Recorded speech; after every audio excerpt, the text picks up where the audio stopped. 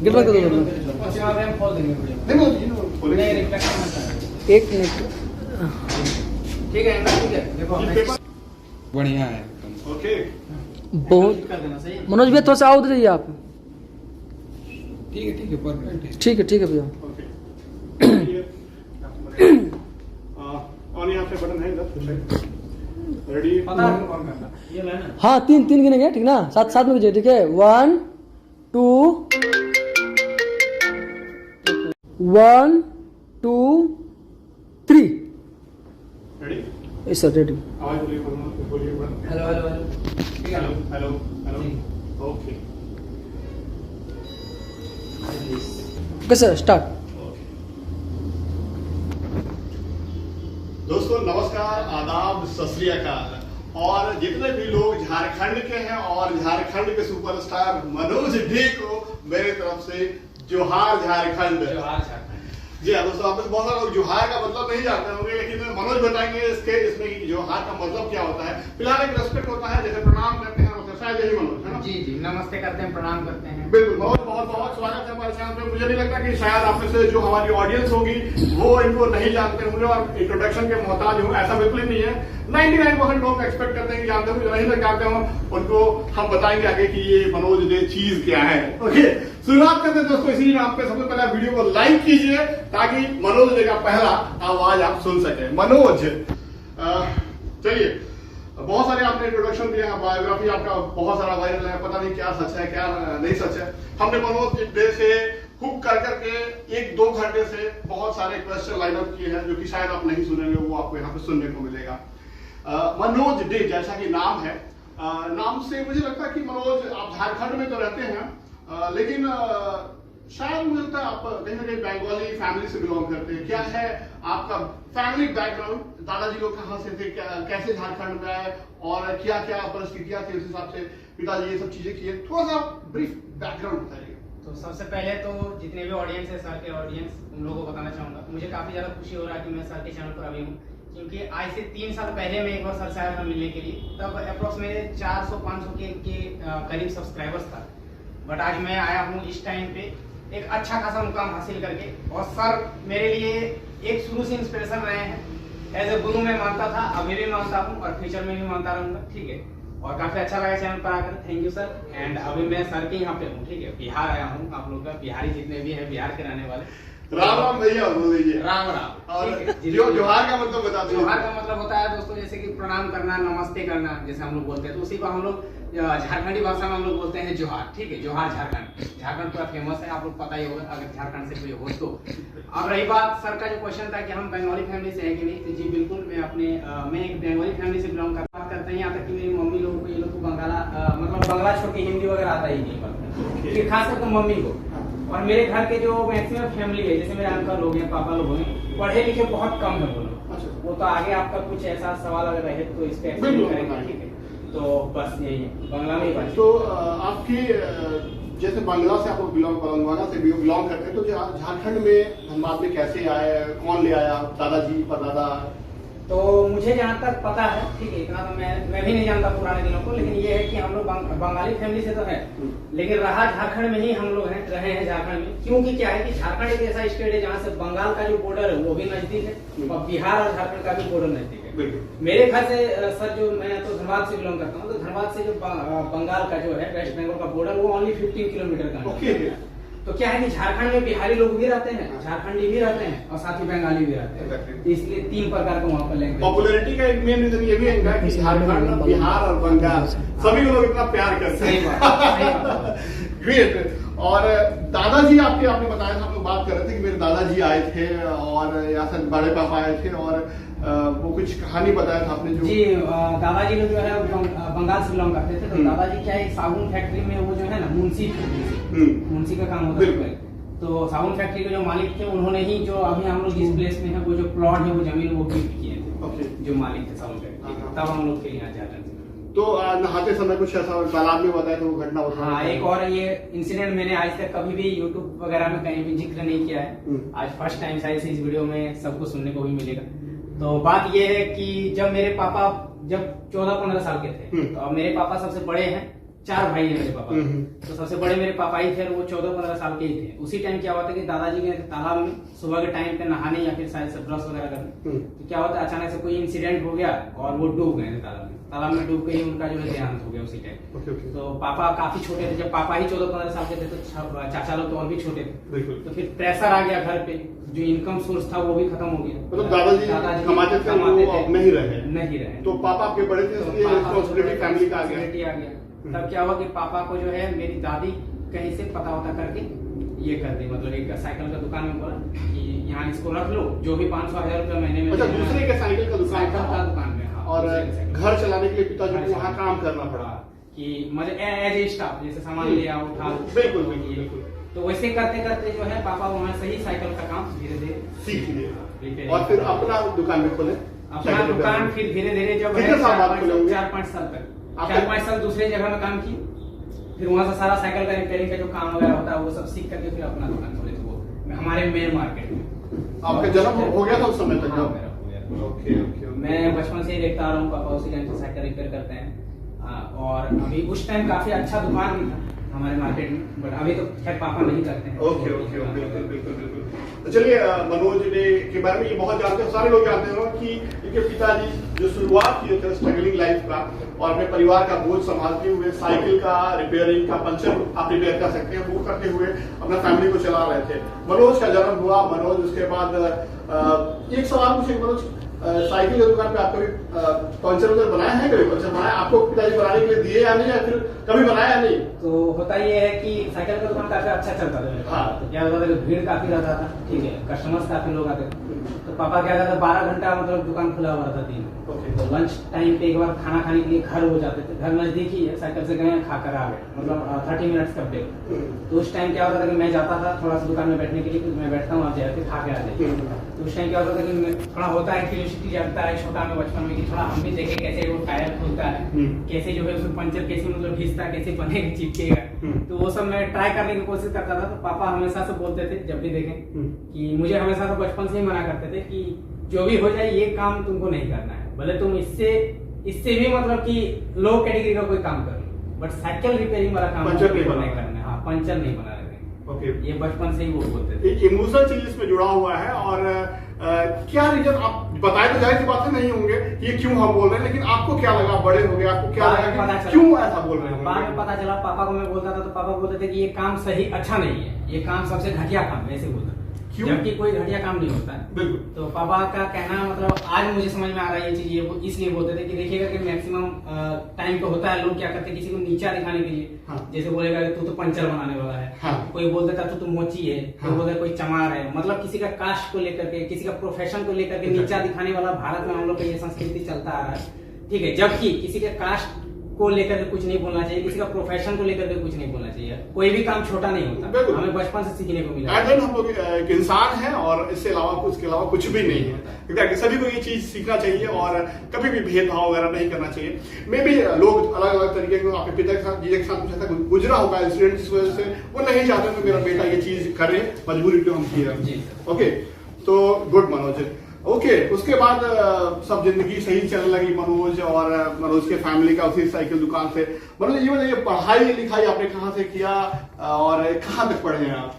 तो पढ़ाई तो मेरा सर जो मैं गांव में जिस गांव से बिलोंग करता हूँ वहीं पे सरकारी स्कूल से ही मेरा हुआ है 1 to 10th तक। उसके बाद फिर जो इंटरमीडिएट है वो मैंने एक सरकारी कॉलेज से ही कंप्लीट किया। ठीक है, बाकी कुछ ये ट्यूशन करता था, घर में एक आते थे टीचर, ट्यूशन करवा के चले जाते। सरकारी स्कूल में वैसे भी हमारे यहाँ पढ़ाई वगैरह अच्छा नहीं होता है, शायद मेरे ही यहाँ नहीं, ये सारे ऑल ओवर इंडिया में ही हो सकता है। सरकारी स्कूल में, गवर्नमेंट स्कूल में थोड़ा होता है, स्टडी वगैरह उतना कुछ खास नहीं होता है। बिल्कुल बिल्कुल।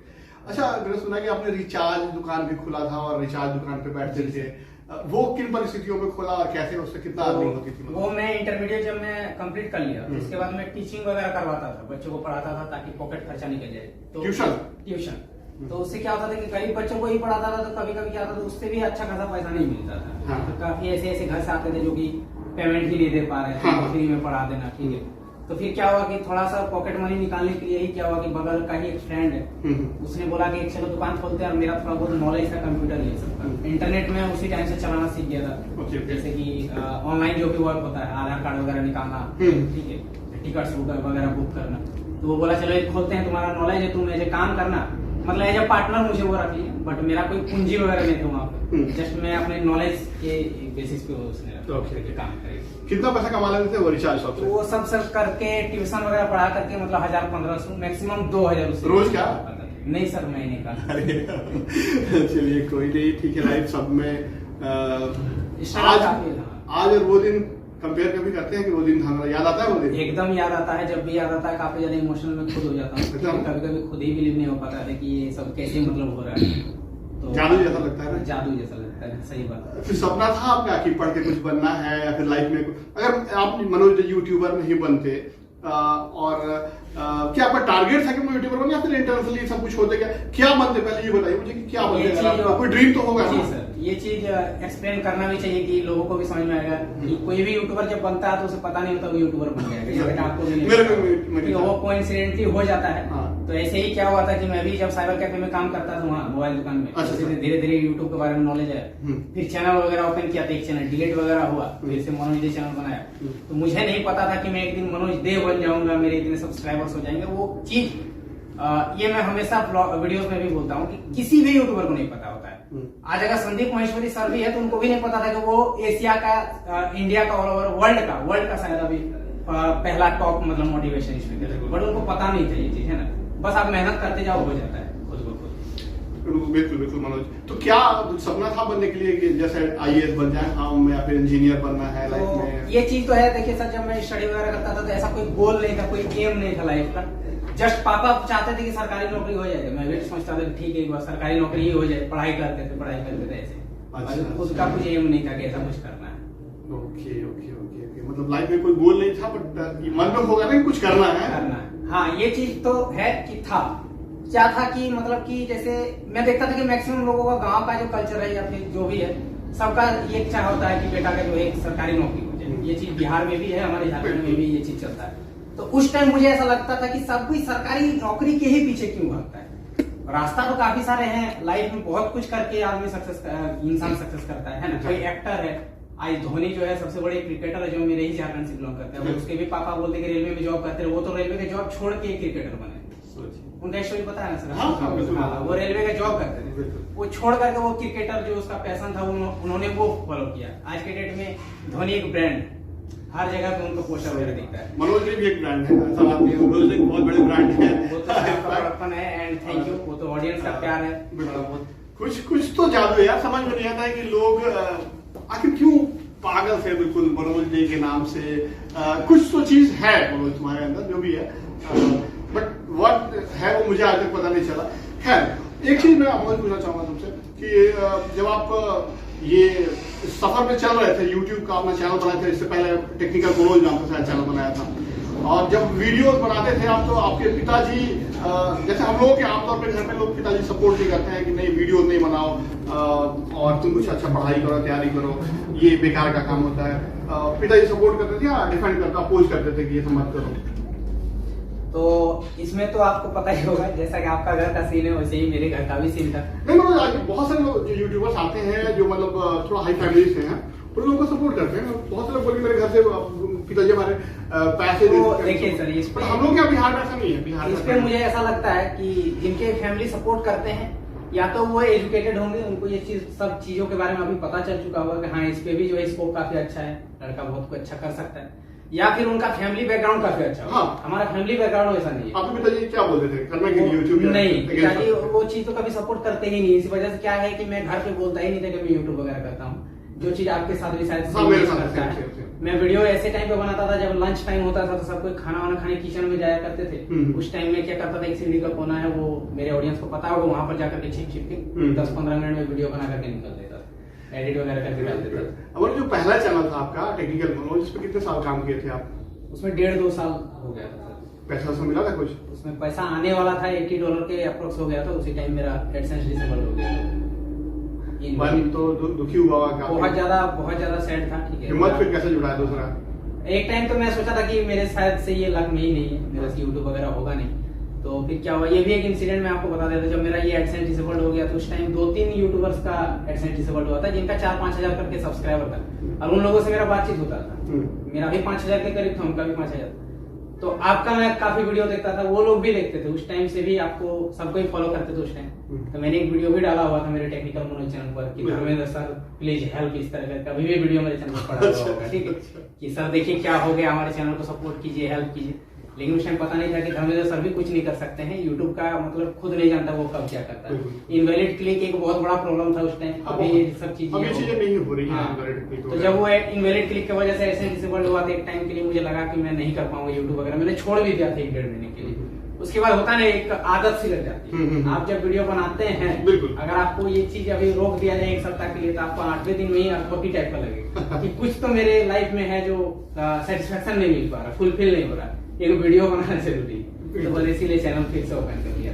Okay okay. अच्छा मनोज, दूसरा जो चैनल जो मतलब अभी चैनल है मनोज डे, इस पे जब काम करने लगे तो कब इस पे कब पहला पेमेंट मिला था आपको? इस पे सर पेमेंट 8-9 महीने के अंदर में आ गया था। ओके, मतलब 2 साल उधर गया, फिर 1 साल 3 साल स्ट्रगल आपने किया। सोचिए दोस्तों कितना स्ट्रगल करना पड़ता है और पेशेंस रखना पड़ता है, फिर भी काम करते रहता है, चैनल सस्पेंड हो जाता है, दुख भी होता है, मेहनत बर्बाद होता है, फिर भी लोग काम करते हैं। सीखिए मनोज से कुछ, और मनोज इतनी विपरीत परिस्थितियों में होने के बावजूद भी ये चीजें करते रहे, लड़ते रहे और फाइनली सक्सेस आज मिला। मनोज आज जहाँ पे भी है वो बहुत एक प्राउड प्लेस है, आप जहाँ एग्जिस्ट करते हैं दुनिया में। और एक चीज मैं आपसे पूछना चाहूंगा कि ठीक है आपने काफी अच्छा मकाम हासिल किया, कभी डर नहीं लगता है कि ये सब चीजें खो जाएंगी या फिर कहीं ऐसा ना हो कि डाउनफॉल देखना पड़े ये चीजें? यूट्यूब तो एक टाइम मुझे ऐसा लगता था, इससे अगर मैं 2 साल पहले बताऊं तो उस टाइम ऐसा फील होता था कि यूट्यूब वगैरह का चैनल मान लीजिए डिलीट ही हो गया, यूट्यूब ही बैन हो गया, तो लाइफ में क्या करें। बट अब मुझे ऐसा लगता है कि अब अगर ऐसा कुछ होता है तो मुझे प्रॉब्लम जहां तक है कि नहीं होगा। रीजन सर ये है कि मैं जिस जगह से बिलोंग करता हूँ वो मेरा धनबाद डिस्ट्रिक्ट पड़ता है, झारखंड स्टेट, तो वहां से जो है यूट्यूबर बहुत कम है। बिहार में आज के डेट में काफी यूट्यूबर है, बट झारखंड में अभी भी अगर नाम में फेम में बोलोगे तो 2-4 ही है मुझे छोड़ करके। तो क्या हुआ है कि धनबाद के जितने भी अभी आजकल के जो अच्छे जो बिजनेसमैन है, ये ले लो, वो लोग से भी मेरा काफी अच्छा फ्रेंडशिप टाइप का हो गया है। तो सब ऐसा बोलते हैं कि कोई टेंशन लेने की जरूरत है नहीं, जब कोई ऐसा कुछ होगा तो हम लोग हैं। बैकअप मनोज ने बना लिया है कि कुछ भी हो जाए लाइफ में। और धीरे धीरे अब ऑफलाइन मार्केट में भी उतरने का मैं सोच ही रहा हूँ, ठीक है, वो सारा ऑडियंस को धीरे धीरे पता चलेगा। ऑब्वियसली हर के लाइफ में मनोज यही होता है कि अप डाउन आते रहते हैं, जिंदगी है, और इंसान वही होता है जो विपरीत परिस्थितियों में लड़ते रहे, ठीक है, और जिंदगी में हर लड़ना ही लड़ना है। आप दोनों ब्रेक कीजिए कि वो ब्रेक मारेगा। 3 स्टार्ट से मनोज आपको YouTube पे काम करते हुए बहुत साल हो गया, क्योंकि 3-4 साल तो हो गया ना। और 2016 से सर काफी 5-6 और नो डाउट कि आप की जो पॉपुलैरिटी है वो काफी है, और YouTube के एम्प्लॉइज हो या फिर जो भी, नहीं ऐसा हो सकता कि नहीं जानते होंगे, या फिर कि हमारे चैनल पे, हमारे YouTube प्लेटफॉर्म पे एक ऐसा चैनल है मनोज डीग्राम का।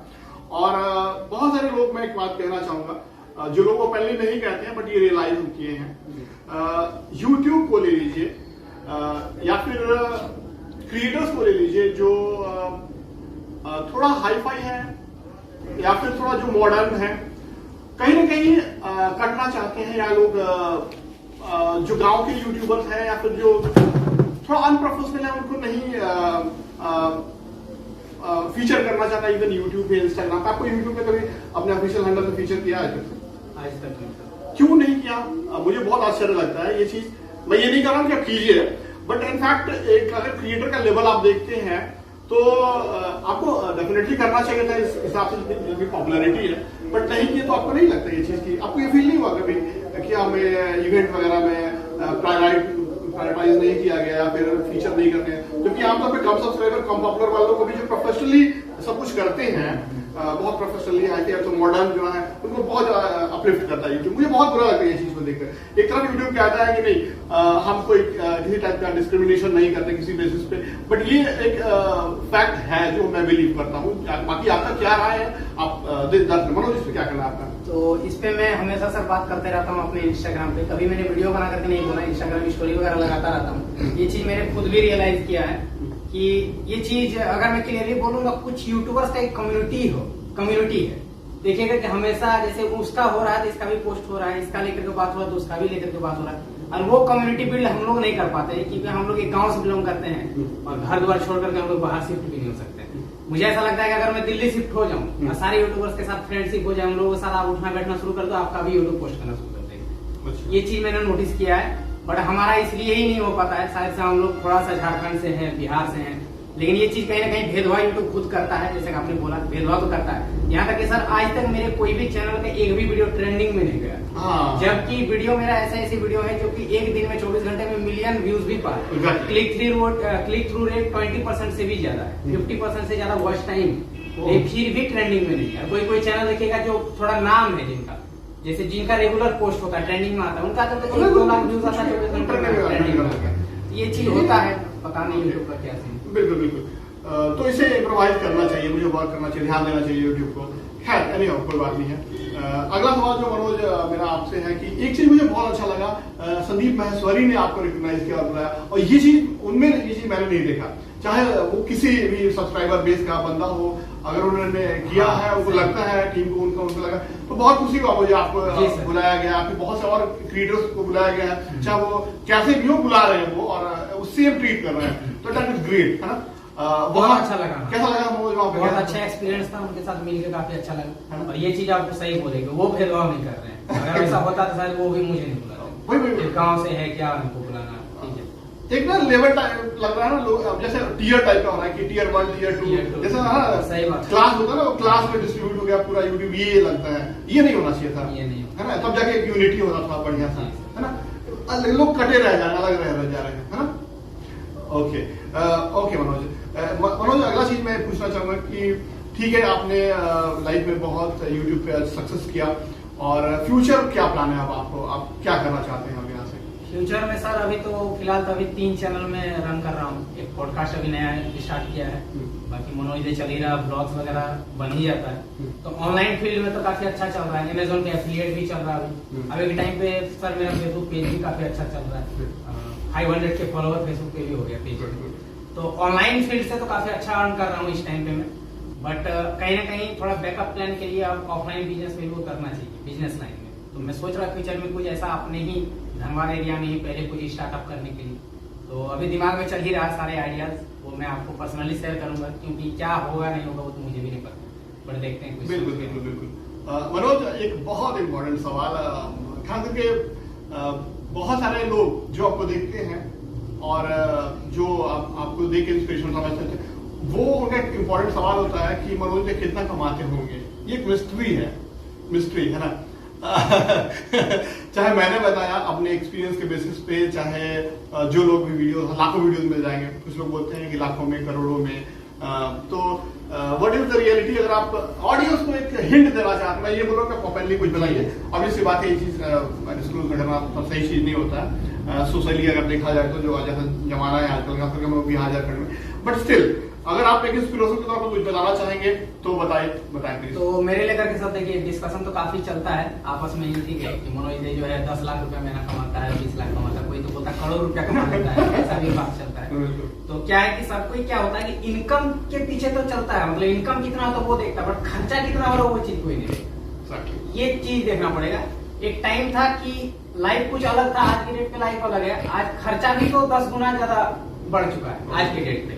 पहले क्या था कि साइकिल से ही मैं कहीं भी चला जाता था, अभी उसी जगह को आज के डेट में मैं 4 व्हीलर से जा रहा हूँ, तो जहाँ पर साइकिल में 1 भी रुपया खर्चा नहीं होता था, या फिर बाइक से जाता था जहाँ 50 रुपया तेज जाता तो वहाँ 500 का तेज जाता 4 व्हीलर में, तो खर्चा भी काफी बढ़ जाता है जब आप सोशल मीडिया पे आते हैं थोड़ा सा स्टेटस मेंटेन करने के लिए, ठीक है। जैसे कि आईफोन 13 प्रो मैक्स मेरे पास था, अब 14 प्रो मैक्स में ऐसा कोई डिफरेंस नहीं है, फिर भी लेना पड़ता है, क्यों कि नहीं ट्रेंड में रहना है, लोगों को ऐसा लगना चाहिए कि हाँ मनोज देव भी ट्रेंड में ही रहता है, सारे बड़े बड़े यूट्यूबर्स के पास जब इसके फोन है तो मनोज देव के पास भी वो फोन है, जबकि ऐसा कुछ डिफरेंसेस मुझे ज्यादा नहीं लगता। तो इनकम जितना है उससे ज्यादा तो मुझे ऐसा लगता है खर्चा है, गाड़ी संभालो, उसका फिर पेट्रोल भरवाओ, तो घर का ये करो वो करो, पर हाँ इनकम इतना हो जाता है यूट्यूब के फील्ड से, ऑनलाइन फील्ड से सब, कि काफी अच्छा भी लाइफ स्टाइल चल रहा है, ठीक है, अच्छा खान पान हो गया, फैमिली भी आज के डेट पे मेरे अच्छे से रह रहे हैं, एक अच्छा घर भी बना रहा हूँ, कार वगैरह सब कुछ ले ही लिया है, किसी चीज की कमी नहीं है आज के डेट में, तो काफी अच्छा खासा इनकम हो जाता है। मनोज, हमको याद है पिछली बार जब आप 3 साल पहले आए थे तो हम लोग डिस्कस किए थे एक चीज, हमने पूछा कि मनोज आप स्पॉन्सरशिप का कितना चार्ज करते हैं, हम बोले कि हम मनोज तो 10,000 रुपए लेते हैं, कोई भी जो इंटीग्रेटेड वीडियो करते हैं उसको 10,000 रुपए हम चार्ज करते थे उस समय 3 साल पहले, और मनोज जी बोले कि हम भी यही कुछ 5,000 या 10,000 के आसपास हमको भी मिल जाता है सर। तो वो तो आज से 3 साल पहले का सवाल, उसके पास आप सब्सक्राइबर आपके 3 लाख के आसपास थे आई थिंक, आज उससे कई गुना ज्यादा सब्सक्राइबर हैं। और अगर आप बताना चाहेंगे एक स्पॉन्सर वीडियो का चार्ज आप कितना लेते होंगे ऑडियंस को, तो आप बता सकते हैं, it's totally depend upon you. तो आज के डेट पे सर देखिए, सबसे पहली बात की स्पॉन्सर्स पहले जैसे आते थे, हाँ। आज के डेट में उससे भी ज्यादा आते हैं, लेकिन मैं कहीं ना कहीं थोड़ा सा देखता हूँ कि चैनल पे ऐसा कुछ मिले जो रिलेट कर पाए उस टॉपिक से, जैसे अर्निंग से रिलेटेड कोई एप्लीकेशन हुआ, जैसे पहले रमी वगैरह का भी मैं वीडियो बना दिया करता था, आप भी बोल देखते हैं मैंने बना दिया, तो वो चीज मैंने बंद कर दिया, पिछले 6-7 महीने से मैं नहीं कर रहा हूँ, जबकि ऑफर तो काफी अच्छा खासा करते हैं, फिर भी छोड़ दिया कि नहीं अब चैनल थोड़ा रेपुटेड हो गया, लोग देखते हैं, अच्छे लोग देख रहे सीख रहे। तो आज की डेट की स्पॉन्सर का प्राइस अगर मैं बोलूँ तो सर आराम से मतलब कि 1 लाख 1.5 लाख रुपए देने के लिए रेडी रहते हैं। बट क्या है कि जीएसटी वगैरह भी मैंने नहीं लिया, तो वो सारा टैक्सेस वगैरह कटता है। ओके चलिए, और अगला सवाल जो मनोज ये हमारा है आपसे कि ठीक है ये सब चीजें तो चलती रह रही हैं, और अब शादी वाली तो उम्र कितना हो गया?